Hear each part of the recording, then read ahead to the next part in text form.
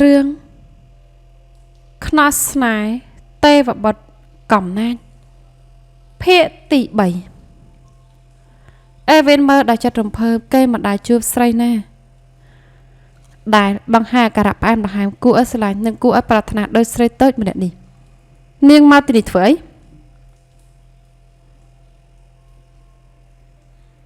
សំឡេងក្រឡូបព្យាយាមបង្កប់មិនឲ្យញាប់ញ័រ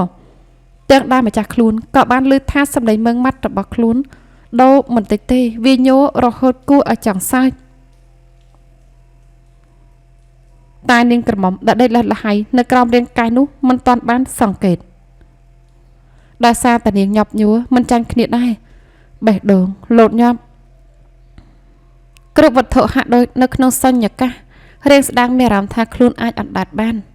រហូតត្រូវខ្ញាំរៀមដៃលើពូកឲ្យចាប់ដើម្បីទប់ខ្លួនឲ្យនឹងកាន់តែបានឃើញខ្សែភ្នែកស្រិតក្លិនរបស់អ្នកកំឡោះក៏រឹតតែចង់ឲ្យរាងកាយរបស់ខ្លួនរលាយបាត់ពេកខ្សែភ្នែកដោយគេមានវេទមន្តតែធ្វើមិនបាននាងគ្រាន់តែជាស្រីធម្មតាម្នាក់ត្រូវមានភាពសង្ហានិងរឹងមាំរបស់គេខាប់សតិសម្បញ្ញៈអស់រលីងរហូតមិនបានលឺសំណួរគេ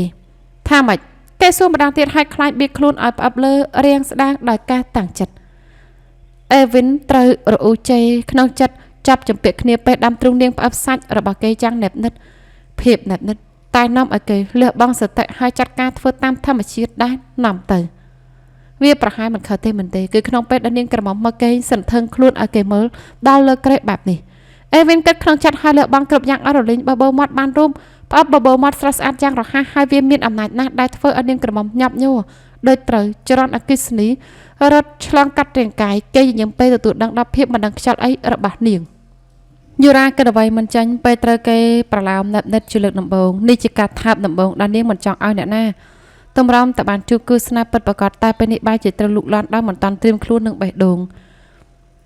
អ្នកកំឡោះសង្ហាផ្លេបយកំណាចដោយអេវិនបែរជាលួយឆ្មក់វាទៅបាត់ហើយលើសពីនោះគេនៅជាអ្នកដែលមានគោលបំណងប៉ោងយកមុខជំនួញរបស់ប៉ានាងទៀតមិនថាមើលយ៉ាងណាប្រុសម្នាក់នេះគឺជាចៅដែលកំពុងគិតធ្វើអាក្រក់ដាក់គ្រួសាររបស់នាងស្រាប់ហើយតែហេតុអីការប៉ះរបស់គេបែរជាធ្វើឲ្យនាងវិលខួរគិតអីមិនចាញ់ហើយទីបំផុតភាពទន់ភ្លន់និងបទពិសោធន៍របស់អ្នកកំឡោះក៏នាំនាងឲ្យបណ្ដោយតាមដោយមិនពិបាកខ្លាំងតែពេលដែលពួកគេ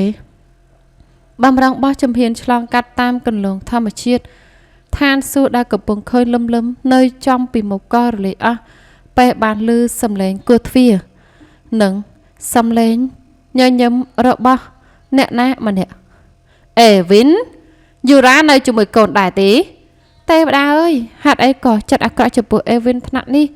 អ្នកកំឡោះគំរាមក្នុងចិត្តមុននឹងងើបចេញពីរាងស្ដាងដែលនៅអណ្ដែតអណ្ដូងវើវល់នឹងការប៉ះរបស់គេនៅឡើយដោយសន្ធឹកបែបនេះចង់ឲ្យម៉ាក់ខ្ញុំចូលមកឃើញឬយ៉ាងម៉េចអ្នកកំឡោះកំហុសដោយសម្ដីមួម៉ៅពេលឃើញថានាងមិនព្រមរួមដៃសោះលើពីនោះនៅធ្វើភ្នែកព្រមហាក់ដូចបាក់ដៃឲ្យគេចូលទៅអោបនាងដូចមុនទៀតឯនាងក្រមុំមានសតិឡើងវិញក៏ក្រោកទាំងមុខក្រហមគ្រាន់តែគិតដល់រូបភាពកន្លងមកក៏ធ្វើឲ្យមុខរលោងក្តៅភ័យភ្លាមរីចាំខ្លួនទៅខ្ញុំបាក់ទ្វារឲ្យម៉ាក់ចូលមកយូរ៉ាទឹកភ្នែករហាមច្បោកច្បល់ចាប់ដំណើរដើមទងមិនត្រូវថាមានរឿងអីកាត់ឡើងចំពោះនាងឲ្យប្រកាសចាំបានថាមានអារម្មណ៍ងងុយគេងហើយសំលើស្រីវីកឺទៅសម្រាប់មួយផ្លេតែពេលបាក់ភ្នែកហើយបែរជាត្រូវអេវិនទាំងអោបទាំងថាបហើយលើពីនោះនៅស្ទាបអង្អែទៀតគិតហើយក៏ស្រាវស្រាញពេញខ្លួនចាំបានថាម្រាមដៃនឹងបបោមាត់ដែលផ្អឹបតាមសាច់របស់នាងហើយនៅមានផ្ញើស្នាមក្រហមជាផោះតាំងទៀតគ្រាន់តែគិតមួយផ្លេតមិនដឹងថាគេធ្វើវាយ៉ាងម៉េចបានជាច្រើនស្នាមគិតហើយចង់តែយកមុខជ្រែកដីឲ្យបាត់ទេខុសពីអ្នកដែលបានផ្ញើស្នាមស្នេហ៍ទុកគេកំពុងគិតដូចគ្នាថាខ្លួនឯងខ្លាចជាយុវវ័យឈួតស្នេហ៍តាំងពីពេលណាឃើញស្បែករលោងដែរលេចផាត់ក្រៅជ័យអាវពេញដោយស្នាមក្រហមទាំងអស់ក៏កាន់តែសង្ស័យហេតុអីគេបន្សល់ទុកស្នាមភាពជាម្ចាស់ទុកច្រើនថ្នាក់នេះទាំងដែលធម្មតាគេធ្លាប់ឆ្លងកាត់ស្រីជាច្រើនតែមិនចូលចិត្តទុកអ្វីដែលគួរឲ្យស្អប់ថ្នាក់នេះវាជារឿងដែលប្រាប់ថាគេនៅក្រៅការគ្រប់គ្រងរបស់ខ្លួនហើយផ្ដល់ផលឲ្យអ្នកដែលមានស្នាមក្រហមនោះមានអត្តន័យច្រើនជាងខ្លួនគេអេវិនម៉ាក់សួរថា ធ្វើអីនាងអ៊ីនប៊ីចាប់ផ្ដើមខឹងកូនប្រុសដែលបានតែសម្លឹងមើលក្រមុំទៅក្នុងរង្វង់ដៃរបស់ខ្លួនមិនឈប់មិនថានាងសួរអីកូនប្រុសជើងល្អបានតែមកមើលហើយមើលយូរ៉ាដែលយំខ្សឹកសួរលើដើមទ្រូងនាងមិនព្រិចភ្នែកបាទម៉ាក់ថាម៉េចអេវិនតាំងស្មារតីបានហើយក៏សួរអ្នកម៉ាក់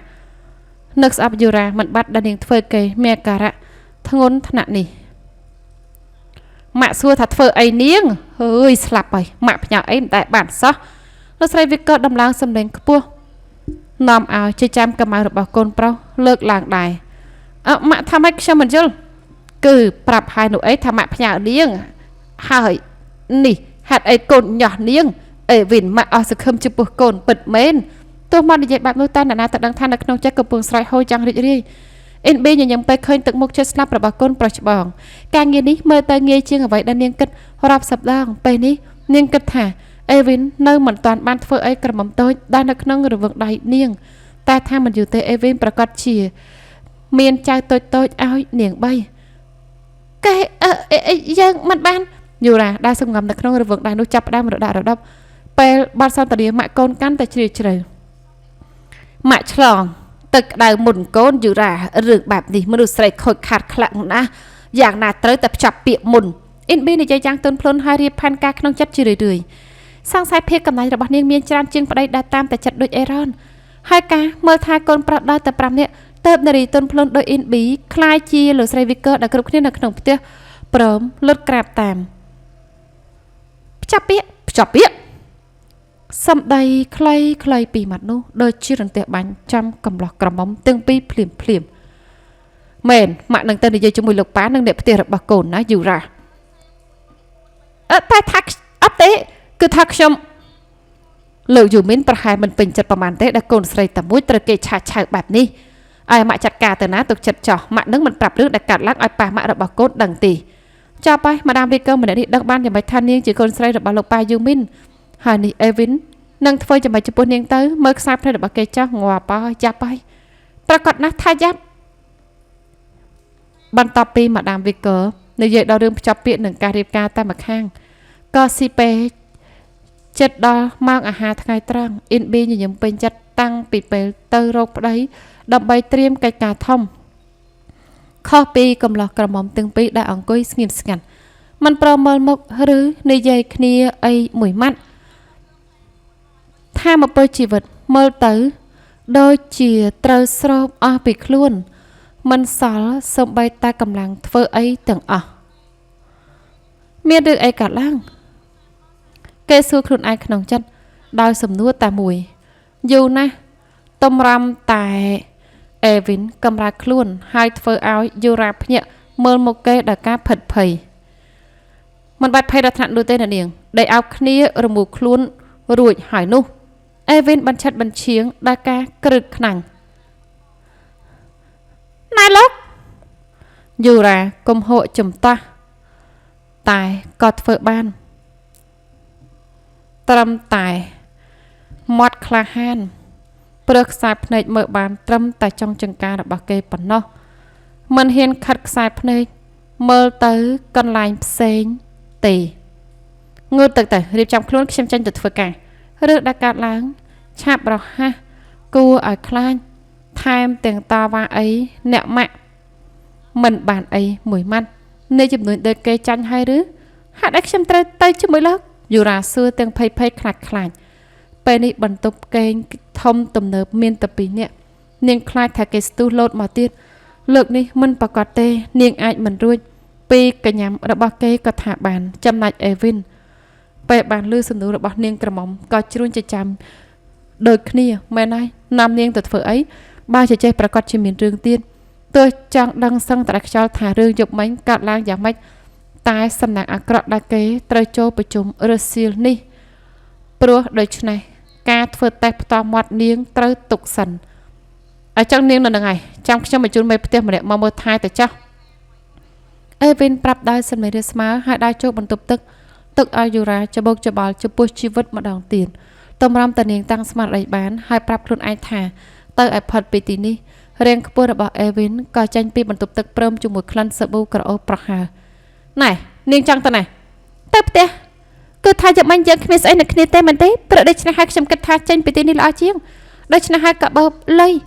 ទីនេះទីណាខ្ញុំជាអ្នកណាអាចប្រកាសទៅនេះយូរ៉ាសាយសក់តារញ៉ៃរញ៉ៃហើយបានតារអ៊ូរតំអីម្យ៉ាងរហូតមើលទៅនាងដូចជាកាត់ទុកណាស់ឃើញអាកប្បកិរិយារបស់នាងហើយប្រកាសជាមានរឿងតាមមកច្រើនបើសិនគេបណ្ដោយឲ្យនាងដើរចេញពីជីវិតប្រកាសជាបថយស្លាប់ច្រើនជាងនេះទាំងរឿងគ្រួសាររបស់នាងនិងអ្នកម៉ាក់គេទៀតមើលទៅក៏ដឹងថាគាត់ឆ្លក់វង្វេងស្រីតូចម្នាក់នេះបាត់ទៅហើយទៅងត់ទឹកទៅយូរ៉ាខ្ញុំថាយើងត្រូវទៅក្រុមហ៊ុនជាមួយគ្នាតែខ្ញុំមិនចង់ទៅខ្ញុំចង់ទៅផ្ទះឬនាងចង់ឲ្យខ្ញុំងូតទឹកឲ្យអីចឹងអឺវិនស៊ូហើយញញឹមផ្អែមល្ហែមយូរ៉ាមានត្រឹមតែកាបូបស្ពាយតូចព្រោះនាងគិតថាมันបាននៅហុងកុងយូរប៉ុន្មានត្រឹមតែមួយថ្ងៃនឹងត្រឡប់ទៅផ្ទះធំនៅម៉ាកាវវិញហើយតែជោគជតាលែងកំ pl ែងរហូតត្រូវឲ្យនាងមកចាប់រស់នៅជាមួយមនុស្សប្រុស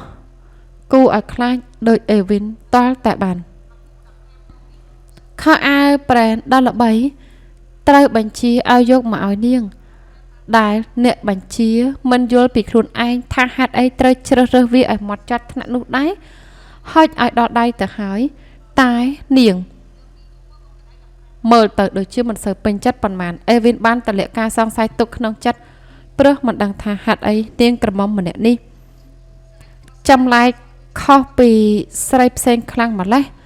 តម្រាំពួកគេចាញ់ពីបន្ទប់ក៏ចិត្តដល់ម៉ោងណាត់ប្រជុំទៅហើយទាំង David និង Smith ធ្វើមុខមិនត្រូវពេលឃើញចង្វាយអូសដៃនាងក្រមុំចេញពីបន្ទប់ដោយមិនពេញចិត្តតែអ្នកដែរលើសពីមិនពេញចិត្តនោះគឺយូរ៉ាទៅវិញទេទាំងមុខវាទាំងប្រលេះដៃអេវិនជាច្រើនដងដើម្បីឲ្យលេងដៃនាងតែគេមិនព្រមលេងក្រៅពីមានទឹកមុខតានតឹងរបស់ម្ចាស់ឡានគ្រប់ពេលហើយទឹកភ្នែកនិងសម្លេងយំរបស់យូរ៉ាក៏មើលទៅគួរឲ្យខ្លាចដូចគ្នាគ្មានអ្នកណាហ៊ានសួរអីក្រៅពីទុកឲ្យអេវិនកាចដាក់នាងឲ្យឈប់យំប៉ុណ្ណោះអេវិនទាំងឈឺក្បាលនិងឈឺចិត្តដែលចាញ់ល្បិចអ្នកម៉ាក់និងនាងក្រមុំគេគិតថារឿងនេះប្រកាសជាមានអកបាំងនៅពីក្រៅខ្នងហើយគេត្រូវតែដឹងឲ្យបានព្រោះដូច្នេះទៅពេលនេះគេមិនព្រមដោះលែងយូរ៉ាទោះចង់តត់មេនាំរឿងដូចជានាងចេញទៅខ្លាំងក៏ដោយគេអូសនាងចូលទៅក្រុមហ៊ុននៅកណ្ដាលទឹកមុខសង្ស័យចង់ដឹងរបស់បុគ្គលិកថាចៅវាយទៅអើស្រីតូចមុខមាត់គូឲ្យស្រាញ់ដែលកំពុងយំនេះមកពីណាការប្រជុំចិត្តចាប់ផ្ដើមឬនៅអេវិនស៊ូលេខាឲ្យខ្លាញ់ធ្វើជាមិនដឹងថាយូរ៉ាកំពុងប្រលេះដៃគេមិនឈប់ប្រហែល1ម៉ោងទៀតចៅវាយលោកអាឡែនចង់ចូលមកជួបលើថាមានរឿងបន្ទាន់ជូលីរាយការណ៍អេវិនក៏ងក់ក្បាលទទួលមុននឹងអូសដៃយូរ៉ាចូលបន្ទប់ធ្វើការលេងខ្ញុំលេងតែ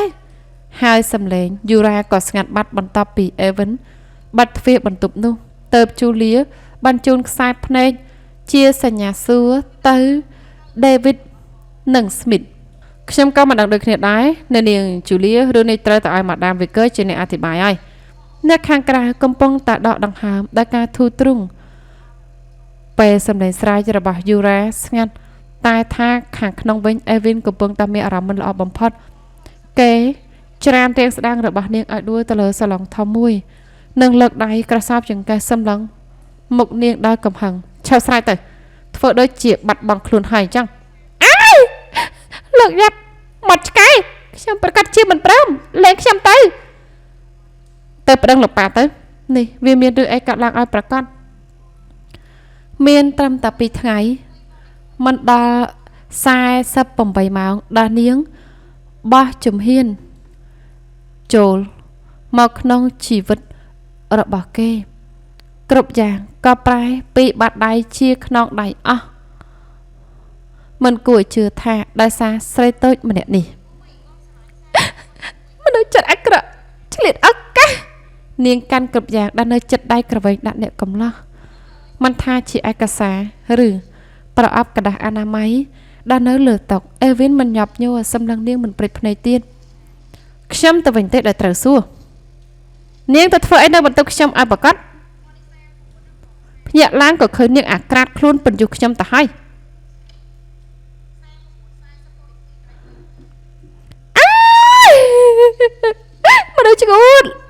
អ្នករំលោភខ្ញុំ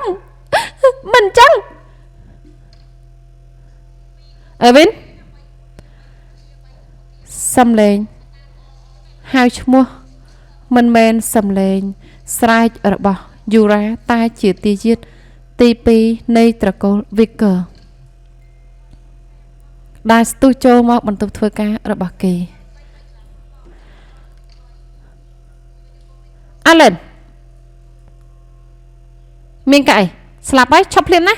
យូរ៉ាចង់ប្រយោគអ្នកកំឡោះងាកទៅកំហុសដាក់នាងក្រមុំដែលការមួម៉ៅនាងចាប់បានប្រអប់กระดาษជូតមាត់គប់ចំថ្ងាសគេយ៉ាងខ្លាំង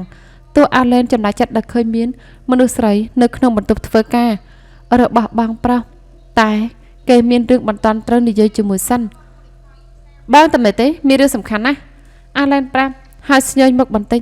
ពេលឮសំឡេងស្រែកគួរឲ្យខ្លាចរបស់យូរ៉ាមានការអីថាមកអេវិនប្រាប់ដោយអារម្មណ៍មិនល្អតាំងពីព្រឹកគេនៅមិនតាន់ដឹងសោះថាមានរឿងអីឲ្យប្រកាសក្រៅពីអ្នកម៉ាក់ញាត់ប្រពន្ធដែលគេមិនចង់បានក្នុងដៃរាប់ថាជាដំណឹងអាក្រក់គួរឲ្យលួសប្រលឹងខ្លាំងណាស់ទើបប្អូនប្រុសមានព័ត៌មានឈួតឡាប់ចម្លែកឬថាគួរឲ្យជឿក្បាលក៏ប្រហែលមិនចាប់ជាងនេះទេតែថាអាឡែនប្រាប់ព្រមទាំងដៀងភ្នែកមើលយូរ៉ាដែលកំពុងតែឡូឡាដាច់ក្បាលដាច់កន្ទុយនៅក្បែរបងប្រុសថាមកចេះចេញទៅស្រីម្នាក់នេះដុតបន្ទប់ធ្វើការមិនខានមានព័ត៌មានពីបងអាឡែនប្រាប់នឹងមានអារម្មណ៍ថាយូរ៉ាបន្ថយសម្លេងហាក់ដូចចង់ស្ដាប់រឿងដែរញ៉ាំម៉េចផ្លេបយតបាក់មនុស្សស្រីហើយបោះចោលទៀតហើយមែនទេអេវិននិយាយដោយដឹងតាន់ព័ត៌មានប្រកាសជាចេញមកពីលីអាគេប្រើយូរ៉ាឲ្យដាច់នាងចេញពីជីវិតរបស់គេថ្មីនេះលីអាប្រហែលបានលុយសពភេញពីការលក់ឈ្មោះល្បីអាក្រក់របស់គេទេដឹងអត់ទេចុះវាយ៉ាងម៉េចព័ត៌មានប្រាប់ថាបងជាគេបាក់មុខខ្លាំងតែម្ដងហើយពេលអាឡែនចេញទៅទើបទោសៈទាំងអស់របស់គេទម្លាក់ទៅលើស្រីតូចដែលអង្គុយមុខស្លេកលើសាឡុងដែលការផិតភ័យជំនួសវិញធ្វើបានមិនធម្មតាទេយូរ៉ាអេវិនគម្រាមមុននឹងកសាបចង្កេះរបស់នាងឲ្យលយចូលមកក្នុងរង្វង់ដៃមុននឹងនាំនាងដើរទៅតុធ្វើការរបស់គេហាក់ដូចនាងជាសម្លេងដែលគ្មានទម្ងន់លោកចង់ធ្វើអីគឺពិសោធន៍ឲ្យនាងដឹងនោះអីថាខ្ញុំនេះជាប្រុសឬក៏ជាគេឲ្យប្រកាសនៅកំឡោះគម្រាមដើរកំហឹងមុននឹងផ្អឹបបិទបបោមាត់នាងក្របំយ៉ាងកំណាចដៃធំរបស់គេអង្អាយ៉ាងងាយស្រួលលើស្បែកទិលល្មើដែលមិនធ្លាប់ត្រូវដៃប្រុសណាប៉ះទៅយូរ៉ាលហិតលហៃក្រោមដៃរបស់គេត្រឹមការប៉ះត្រឹមតែមិនប៉ុន្មានវិនាទីផងដោយភ្លើងកម្រិតល្អដែលដុតកំទេចសាច់និងបេះដូងរបស់ពួកគេទាំងពីរក្នុងពេលដ៏ខ្លីហាក់ដូចមេដៃស្រោបពួកគេទាំងពីរឲ្យចូលទៅរកគ្នាអេវិនមិនយល់សោះថាហេតុអីខ្លួនឯងមានអាកប្បកិរិយាបែបនេះជាមួយស្រីតូចនៅក្នុងរង្វង់ដៃមិនមែនថាគេមិនធ្លាប់ជិតស្និទ្ធជាមួយស្រីណានោះទេមានស្រីច្រើនជាងនេះទៅទៀតដែលចូលមករកគេមិនអីចឹងព្រាននារីហុងកុងប្រហែលមិនចុះទំព័រកាសែតថាជាផ្លេបយកំឡោះសាច់ក្រអូបទេអារម្មណ៍ដែលគួរឲ្យស្អប់សម្រាប់គេគឺការឆ្លក់វង្វេងក្នុងវត្ថុដែលហៅថាមនុស្សស្រីតែពេលនេះគេមិនអាចគ្រប់គ្រងខ្លួនឯងបានអារម្មណ៍នៃការប៉ះពាល់ដល់តាក់ទាញធ្វើឲ្យគេចង់ដឹកដៃអ្នកដែលខ្ចីបាត់ពិសោធន៍ឲ្យដើរតាមដែលជួយខ្លួនឯងមិនបានមិននឹងគ្រប់យ៉ាងទៅកាន់តែឆ្ងាយជាងនោះសំឡេងគូទ្វារកាត់ចង្វាក់ពួកគេដែលកំពុងដូរដង្ហើមគ្នាឲ្យច្រានគ្នាចេញដោយភ័យស្រឡំកាំងអេវិនមិនដឹងខ្លួនអីបន្តិចសោះថាមុននេះគេបានថើបនាងគេខឹងនាងខ្លាំងកម្រិតណាហើយពេលនេះគេបន្លប់អារម្មណ៍នោះតលតែអស់សល់ត្រឹមតែភាពស្រាប់ស្រាលដែលនៅលើខ្លួនប៉ុណ្ណោះចំណែកយូរ៉ាមុខក្រហមចាំសតិដែលត្រឡប់មកវិញប្រាប់ឲ្យដឹងថាមុននេះនាងព្រមគ្រប់យ៉ាងឲ្យគេអោបថើបតាមចិត្តហើយអាចនឹងទៅកាន់តែឆ្ងាយជាងនេះបើគ្មានសម្លេងគោះទ្វារកាត់ចង្វាក់អ្នកកំឡោះថយក្រោយទៅតាំងជំហរមុននឹងលើកដៃស្រ័យសក់ដែលសិតយ៉ាងល្អរហូតវារៀងកន្ទ្រើងបន្តិចគេត្រូវប្រាភាពអត់ត្រាំខ្លាំងបំផុតដើម្បីរងាប់អារម្មណ៍ផ្អែមល្ហែមដែលពូកញ្ជ្រោលដែលខំក្រងមិនបានគ្រាន់តែបានចិត្តស្និទ្ធជាមួយនាងយើង យើងមានរឿងត្រូវនិយាយគ្នាទៀតអេវីនខំក្រងចង្វាក់ដងហើមបានយ៉ាងលំបាកគេប្រើម្រាមដៃចង្អុលមុខដែលកាន់តែស្រស់ស្អាតពេលនាងខ្មាស់ហើយបងវ៉ាខ្លួនដើរចេញទាំងវិលក្បងហាក់ដូចត្រូវវាយដោយញញួរធំមួយតែពេលដើរចេញមិនបានប៉ុន្មានជំហានផងគេក៏បង្វិលខ្លួនទៅចង្អុលមុខយូរ៉ាម្ដងទៀតដល់ការដាក់ទោសធ្វើឲ្យនាងក្រមុំដែលទៅតែស្រោបខ្យល់ចូលសួតដល់ថ្នាក់ស្លង្កាំងមិនហ៊ានមើលមុខគេពេញភ្នែកមួយរំពេចហើយកំគិតថាចេញពីបន្ទប់នេះបានខ្ញុំមានរឿងត្រូវនិយាយជាមួយនាងច្រើនទៀត